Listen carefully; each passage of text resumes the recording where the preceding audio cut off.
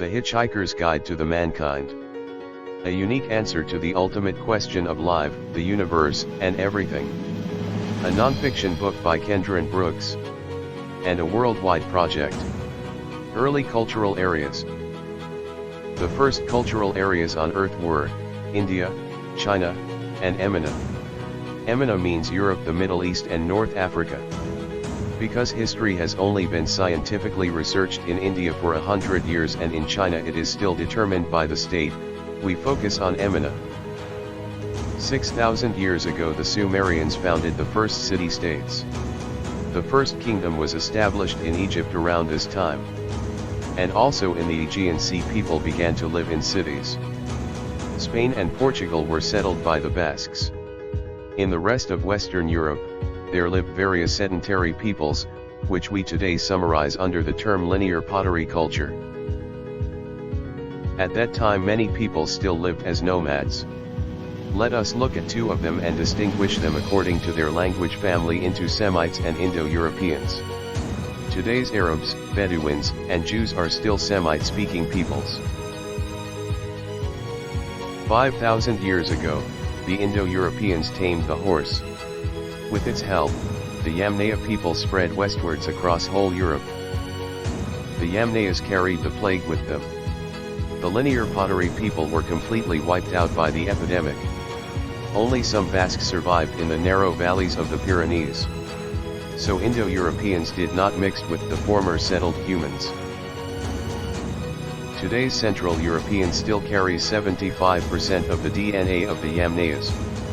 But no DNA of the former linear pottery peoples. This is how badly the plague raged back then. The nomadic Indo-Europeans were therefore not able to profit from the higher culture of the already settled people. 4,300 years ago, the Semites conquered the Sumerian city-states and founded later the First Assyrian Empire. They expanded into the Aegean and for a time ruled Egypt. The Semites settled and mixed with the already sedentary peoples. The Indo-Europeans developed their own peoples over the centuries. The Hittites, the Medes and the Persians, the Hellenes, the Gauls, and the Britons, the Romans and the Germanics. In 1700 BC the Hittites founded a large, Indo-European empire in Anatolia. 1200 BC. The Hellenes set out and started to conquer the entire Aegean Sea. They destroyed the famous city Troy. The Trojan survivors moved to Italy and founded the Etruscan Empire. The Romans became subjects of the Etruscans for centuries. 700 BC the Medes advanced south. They founded an empire at the Gulf of Persia, today the state of Iran. The empire of the Hittites collapsed over the time to princedoms. 539 BC the Persians advanced south, conquered the Assyrian and the Medes Empire and even Egypt, founded maybe the largest empire in human history where more than 40% of all humans on earth were living. The Persians advanced to the border of India, where their Indo-European language spread and changed to Sanskrit. Sanskrit became one of the most important languages in all of Southeast Asia.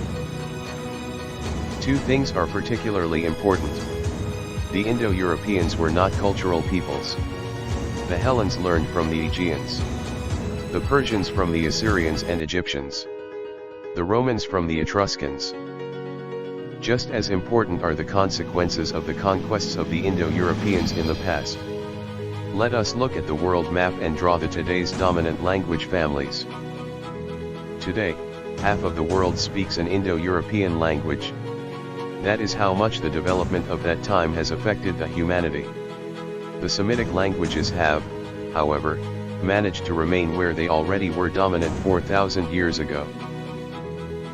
But in the Middle East, the Persian Indo-Europeans are still fighting as today's Iranians against the Semitic Arab majority. 2,500 years have not changed anything. This video reflects only 3 of the 600 pages of the Hitchhiker's Guide to the Mankind. Dive with us into the depth of mankind. And become part of our worldwide project. Thank you for your attention. And for your donations to our project.